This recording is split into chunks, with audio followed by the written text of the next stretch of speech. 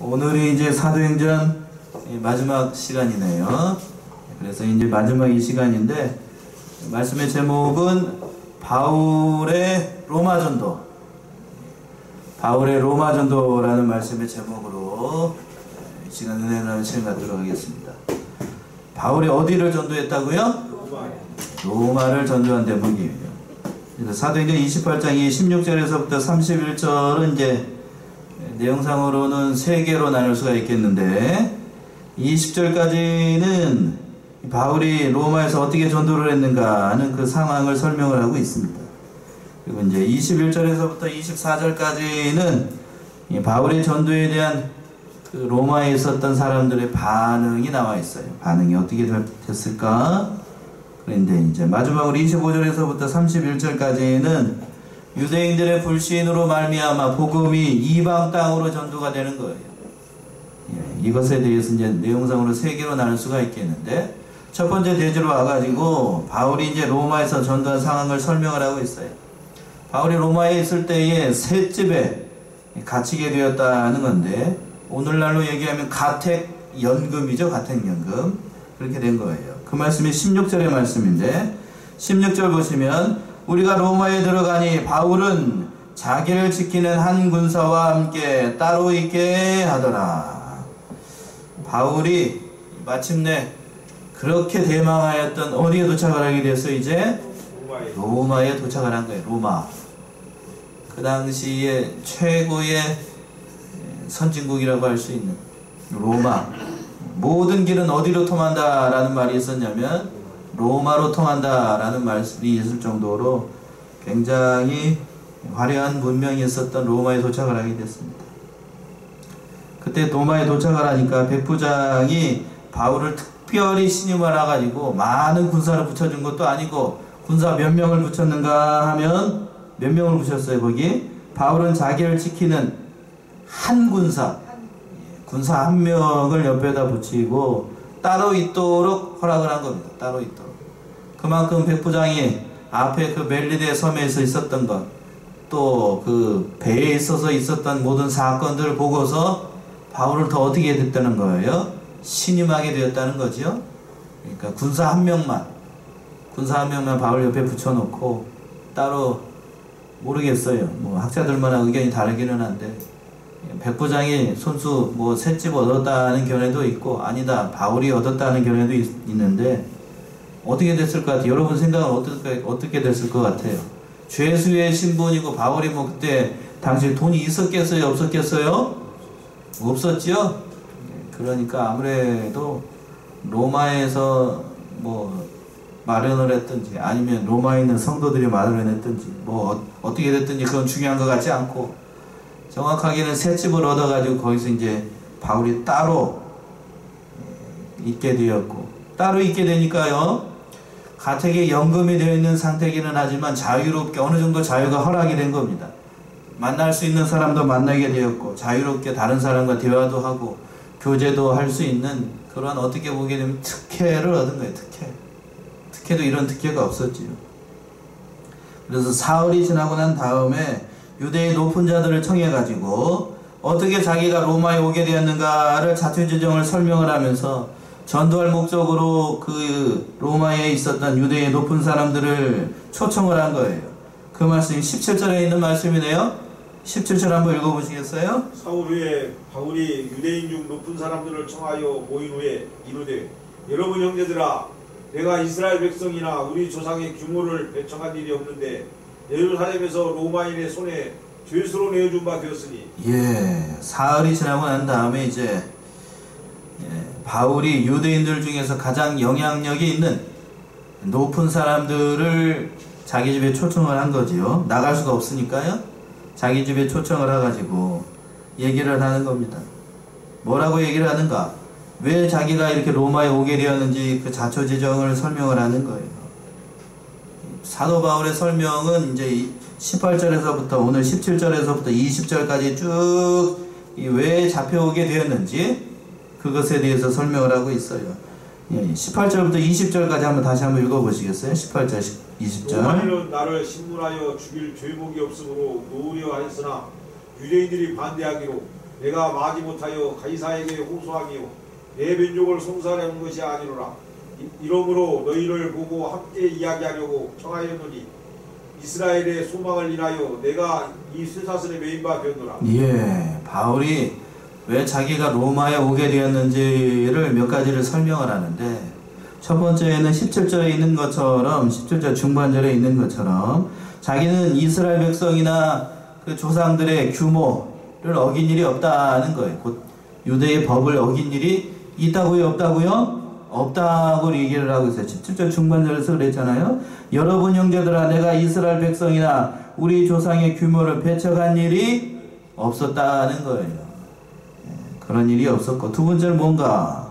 예루살렘에서 로마인의 손에 죄수로 내어준 바 되었느니라. 그럼에도 불구하고 예루살렘에서 자기를 로마인들에게 어떠한 신분의 사람으로, 죄수의 신분의 사람으로 넘겨줬다는 거예요. 율법을 어긴 일이 없는데, 유대의 전통이나 이런 일을 어긴 적이 없음에도 불구하고 유대인들이 자기를 예루살렘에서 로마인들에게 죄수로 넘겨줬다는 것. 어떻게 되면 억울한 일을 당한 거지요. 또 어떻게 됐는가? 이제 로마인들은 그래서 이제 와가지고 신문을 해보니까 그들에게 죄가 있었는가? 18절 말씀 보세요. 18절. 로마인은 나를 신문하여 죽일 죄목이 있었으므로? 예, 없었어요. 앞에서도 이미 우리가 확인한 바예요. 로마인들이 직접 재판을 해봤지만 뭐 죽일 만한 죄가 없다는 거예요. 죄가 없었다는 거예요.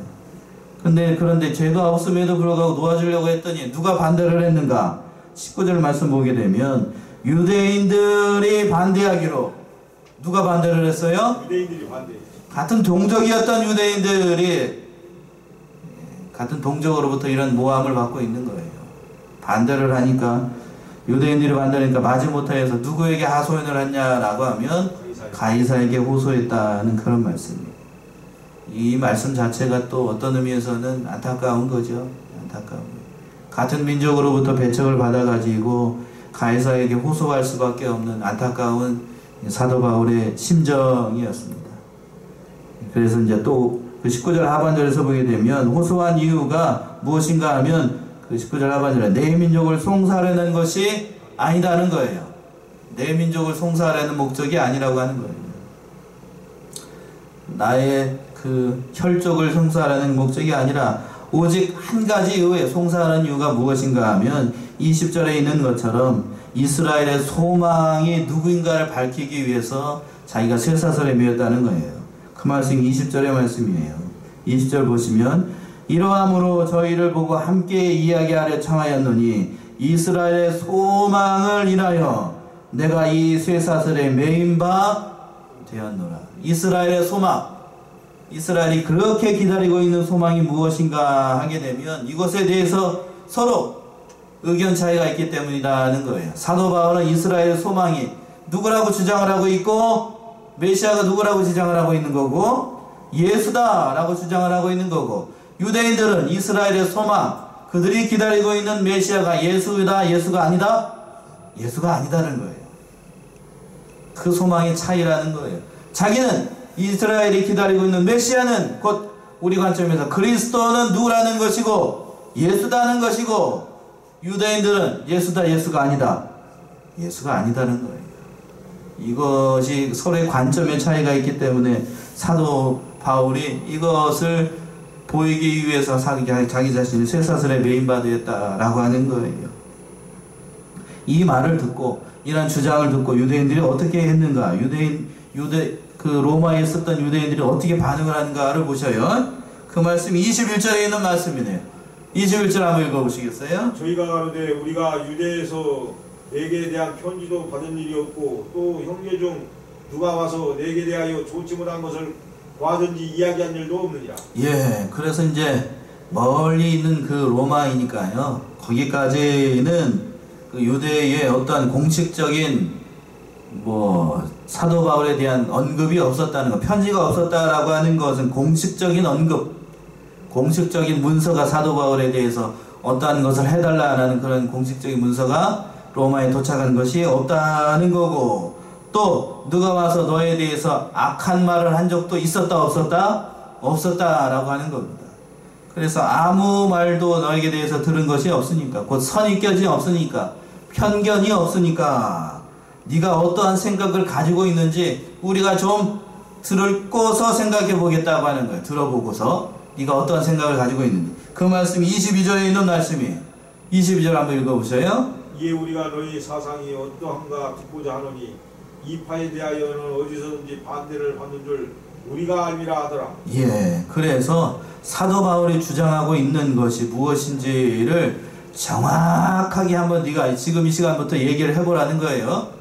네가 뭔 사상을 가지고 있는지. 그 이스라엘이 기다리고 있었던 그 소망이 그리스도, 그 그리스도가 예수라고 주장을 하고 있는데 그게 어떻게 그렇게 되는지를 설명을 해보라는 말씀이에요. 사상에 대해서 듣고자 한다는 것은 그 말이에요. 어떤 네 생각을 가지고 있는지, 왜 네가 그리스도가, 우리가 기다리고 있는 메시아가 왜 예수라고 주장을 하는지를 얘기를 해보라는 거예요. 얘기를 해보라고 하니까 뭐라고 얘기를 했겠어요? 탔구나. 제대로 걸렸죠? 사도 바울에게 그게 전공 과목 아니야, 전공 과목. 율법에 정통하였던 사도 바울이 그 구약에 있었던 모든, 아마 그랬을 것 같아요. 창세기에서부터 저 말라기까지 있었던 그 구약 성경에 정통하였던 사도 바울은 아주 성경을 꿰고 있으니까요.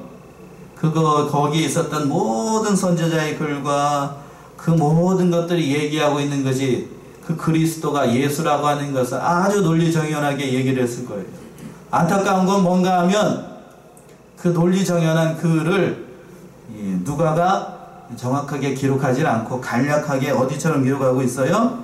23절처럼 얘기를 하고 있습니다. 23절 한번 읽어보세요. 저희가 일자를 정하고 그의 우구하는 집에 많이 오니 바울이 아침부터 저녁까지 강론하여 하나님 나라를 증거하고 모세 율법과 선지자의 말을 가지고 예수의 일로 권하더라. 예, 간략하게 이 누가복음을 사도행전을 기록했던 누가가 간략하게 얘기를 하고 있어요. 강론한 내용을, 그랬죠? 23절 다시 한번 보세요. 저희가 일자를 정하고 그의 우거하는 집에 많이 오니, 바울이 언제부터? 아침부터 언제까지? 저녁까지 강론하여 하나님 나라를 증거하고, 어디를 증거하고? 하나님 나라를 증거하고, 또 모세의 율법과 선지자의 말을 가지고 누구의 일을 권하더라? 예수의 일을 권하더라. 제가 오늘 말씀을 준비하면서 안타까웠던 대목이 요 대목 23절 이렇게 짧게 기록하지 말고 좀 한 장이라도 좀 요약을 해가지고 그 사도 바울이 어떻게 성경을 보고 있고 어떻게 연결하고 있었는지를 이렇게 간략하게 얘기하지 말고 좀 앞에 있었던 것처럼 이렇게 얘기했으면 얼마나 좋을까 하는 생각이 좀 들어요. 아마 그 자리에 누가가 있지 않았을까 싶은데,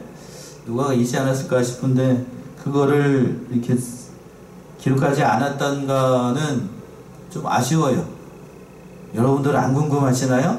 졸리기만 하고 목사님이나 궁금하지 저는 전혀 궁금하지 않습니다. 그런가요? 빨리 끝났으면 좋겠고 집에 갔으면 좋겠어. 그런가요? 저는 그게 안타까워요. 사도 바울의 그 논리 정연함, 그것을 창세기에서부터 말라기까지 그 연결되는 그 메시아에 대해서 그것이 어떻게 예수로 연결되는가 하는 것을 사도 바울의 그 엄청난 설교로 한번 저녁부터 아침까지 한번 들어보고 싶다고요. 어떻게 얘기를 하고 있는가. 저만 궁금한가 보다. 하나도 안 궁금하고 있네. 안 궁금하신가요? 전 정말 궁금해요. 얼마나 얘기를 잘했을까. 어떻게 얘기를 했을까 너무나도 궁금해요. 그런 지적인 갈망함이 있어요. 요렇게 좀 짤막하게 좀 얘기하지 말고 간절나잖아요. 세상에 좀 간절나요. 이것이 부족하다는 얘기가 아니고 예수 믿고 구원받는 데는 전혀 우리가 지장이 없죠. 그런데 어떻게 됐는가 그게 궁금하다는 거. 어떻게 됐는가.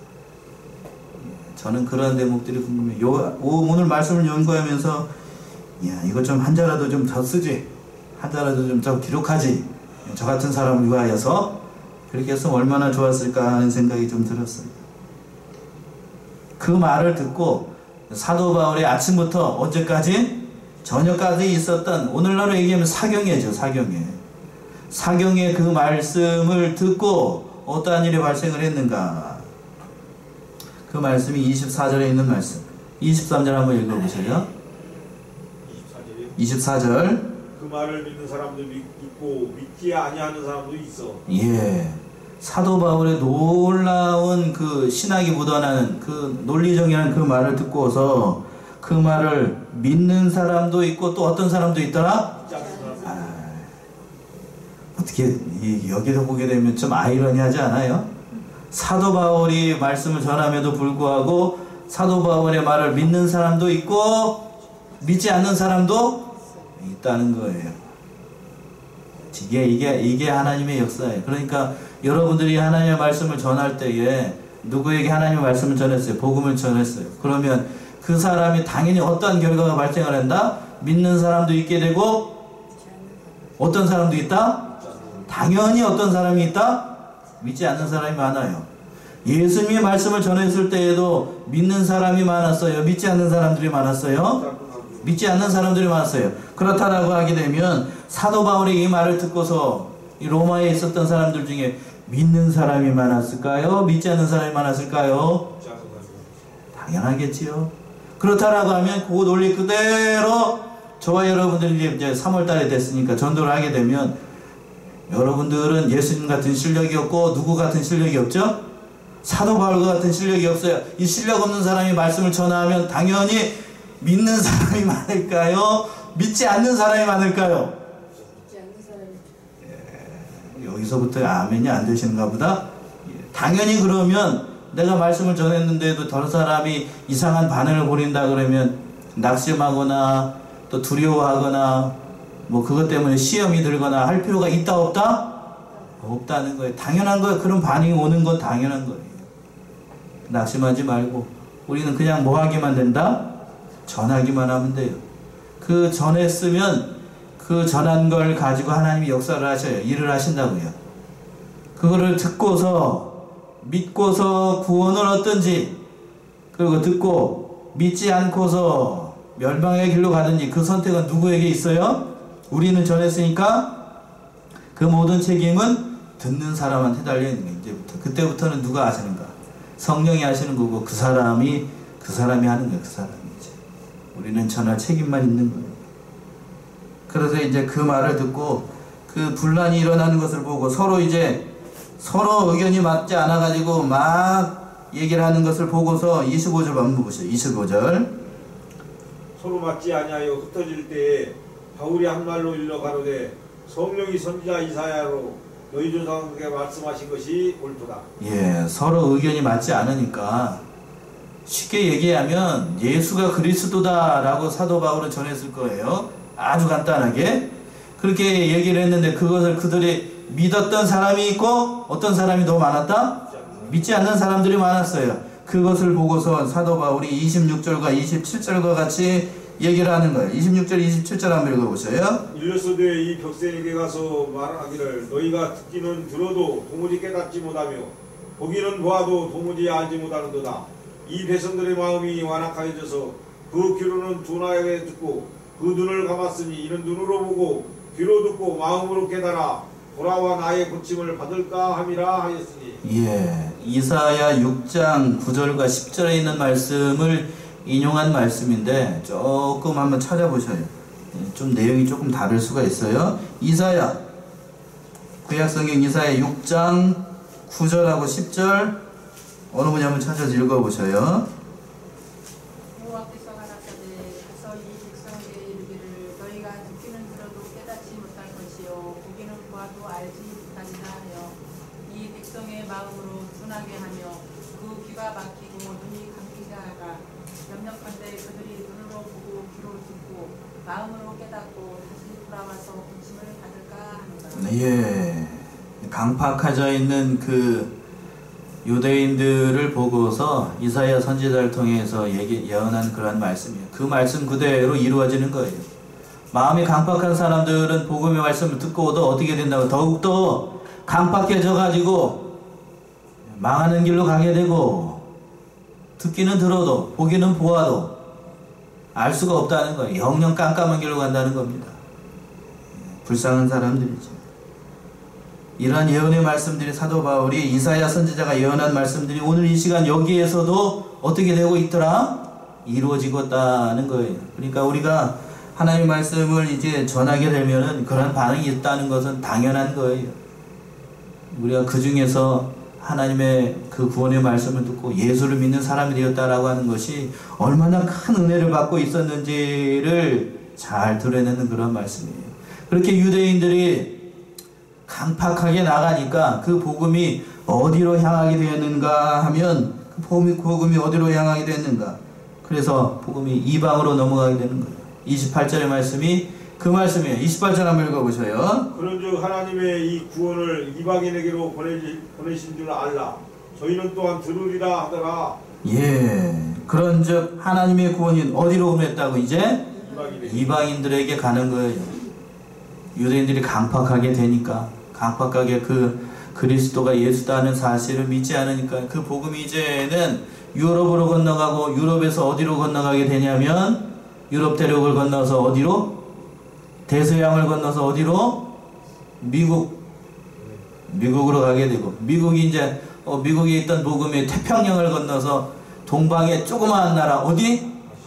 아시아. 그것도 대자로 시작해요. 대한민국에 왔어요. 대한민국에.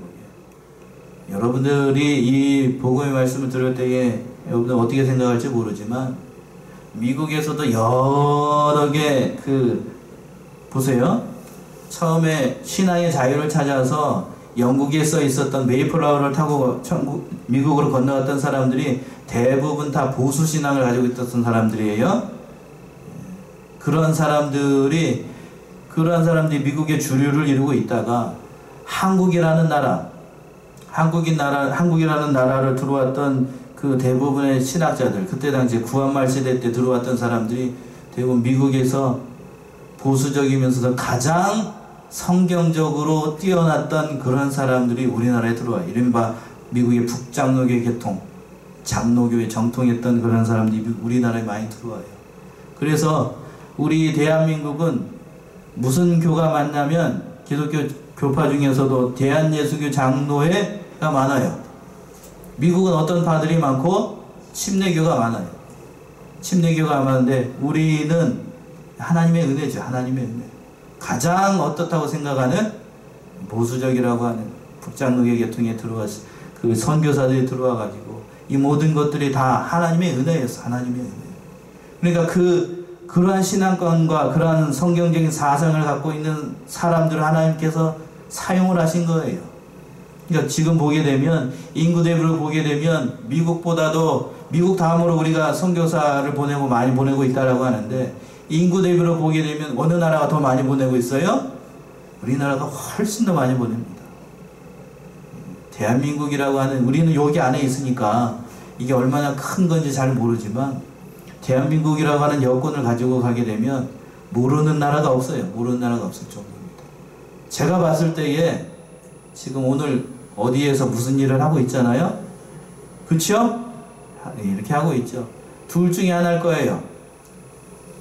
한국을 하나님께서 북한이라고 하는 그 마지막 선교지, 그 사람들을 하나님께서 사용하실 목적인 것 같아요. 그런 생각들이 많이 들어요. 북한에 있는 그 지하교회에 있었던 그 교인들이 얼마나 그 신앙으로 갈급해 있는지 알 수가 없어요.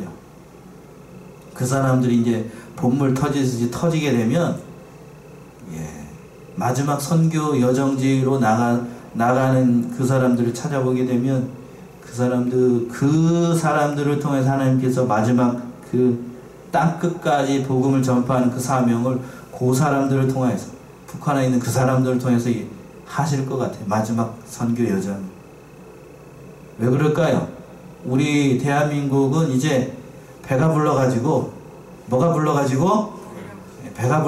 위험천만한 곳은 잘 안 가요. 이제 잘 안 가려고 한다고요. 그러나 북한에 있는 지하교회에서, 어디에서? 지하교회에서 생명을 담보로 해서 예수를 믿었던 사람들은 생명을 두려워하지 않아요. 그러니까 가라 그러면 갈까요? 안 갈까요? 우리는 안 가지만 그들은 어떻게 될 것 같아요? 가요. 그것을 그 사람들을 하나님께서 사용하기 위해서 북한을 이렇게 모든 세계가 지금 다 보고 있잖아요. 다 보고 있어? 다 보고 있잖아요. 다. 예, 하나님께서 북한이라는 나라를 모든 세계에다 붕 띄워놓고 그렇게 하나님께서 사용하실 목적이 아닌가, 저는 그렇게 생각이 들어요. 아주 긍정적으로 평가를 하고 있는 거예요. 저는. 그렇게 하나님께서 사용하시지 않을까 싶습니다. 그렇게 하나님의 은혜로 말미암아 우리가 구원을 받았다라는 사실이 오늘 중요한 말씀입니다. 그렇게 이제 본문의 말씀으로 돌아와 가지고 이제 사도 바울이 거기에서 로마에서 2년 동안 머물면서 그 셋집에 머물면서 하나님의 나라 또 하나님의 말씀을 전파하게 되었습니다. 그 말씀이 30절에 있는 말씀이네요. 30절 한번 읽어보셔요. 바울이 온 이태를 자기 셋집에 유하며 자기에게 오는 사람을 다 영접하고. 예, 바울이 온 이태면은 몇 년이죠? 2년입니다. 온 이태라고 하니까 정확하게 만 2년 동안 거기에 유하였던 것으로 보입니다. 자기 셋집에 유하였고 또 거기에 오는 사람들에게 다 영접하고, 많은 사람들이 아마 사도 바울의 그 셋집에 와가지고 하나님의 말씀을 들었을 거예요. 하나님께서 이러한 은혜를 주신 거예요. 이러한 은혜. 예. 그리고 이제 그 어떠한 말씀을 전했나, 그 말씀이 31절의 마지막 말씀. 31절 한번 읽어보세요. 담대히 하나님 나라를 전파하며 주 예수 그리스도께 관한 것을 가르치되 그 많은 사람이 없었더라. 예, 이것도 은혜지요. 하나님의 나라를 전파하고 주 예수 그리스도에 관한 것을 다 가르쳤는데 그 많은 사람이 있었다 없었다? 없었다라고 하는 것도 참 하나님께서 은혜를 베풀어 주신 거예요. 이것을 통하여서 이 하나님은 이 로마라고 하는 나라를 이 사도 바울을 통하여서 변화를 시킵니다. 여러분들이 잘 아는 것처럼 콘스탄티노스 대제가 그 로마를 기독교 국가로 공인을 하게 돼요. 그 1등 공신이 누구인가? 누굴 것 같아요? 사도 바울이에요. 사도 바울. 이때에 사도 바울로부터 복음을 받았던 모든 수많은 사람들이 뒤에 가서 보게 되면 그 로마를 이끌고 있었던 엘리트 집단이에요. 엘리트 집단. 빌립보서에서도 보게 되면 로마의 감옥에 있을 때에 그 보초병들이 왔는데 그 근위병들이 그 번을 서게 되는 거예요. 근위병. 로마의 근위병. 대단히 엘리트 집단이에요. 그 사람들이 하나님의 은혜로 말미암아 이제 번을 쓰게 되는데, 번은 교대로 이렇게 번을 쓰는 거예요. 사도 바울 집 앞에 번을 쓰게 될 때에 그 사람들 오는 사람마다 예수를 전했으니까요. 오기 싫어도 와야 돼요? 오지 않아야 돼요? 로마에 번 써야 되니까 군대 사람들은 명령이면 가야 되죠. 듣기 싫어도 어떻게 해야 되죠? 들어야 되는 거예요. 그러니까 사도 바울 옆에 와가지고 오늘 아무게 철수가 왔으면 철수도록 예수 믿어라, 예수 믿어라. 다음날 누가 오고 영수가 와가지고 예수 믿어라, 예수 믿어라 하면 듣기 싫어도 그 말씀을 들었을까요? 안 들었을까요? 그 많은 사람들이 결국에는 그 사도 바울을 통하여서 예수를 믿는 사람들이 많아지게 됐습니다. 그 사람들을 통해서 로마가 결국에는 결정적으로 기독교 국가로 공인이 되고 많은 믿음의 역사가 이 로마를 통해서 이루어지게 됐다는 거예요. 오늘 이 말씀 사도행전을 통해서 우리가 그동안 살펴봤던 것을 보게 되면 하나님의 놀라우신 역사, 또 한 가지 이 복음에 순종하였던 사도 바울의 눈부신 신앙을 우리가 잘 살펴봐야 됩니다. 과연 우리는 사도 바울처럼 가라 할 때에 아멘 하고 가실 수 있는지, 여러분들은 가실 수 있겠어요? 아멘 한 분 하시고 다른 분들은 어떻게 되시는 건가? 가라 하면 가셔야죠. 예, 가라 하면 가고 오라 하면 오고 하나님의 말씀을 잘 전함으로 우리가 이 세상에서 남는 것, 하나님의 나라에서 남는 거는 그거밖에 없어요. 뭐한 일만? 주가 복음을 위해서 충성한 것만 남습니다. 다른 것은 아무것도 남는 게 없어요. 아무것도 남는 게 없습니다. 그러나 다 지나가는, 젊음도 지나가고 재물도 지나가고 모든 것도 다 지나가지만 뭐한 것만 남더라? 주와 복음을 위하여서 충성한 것만 남아요. 충성한 것만.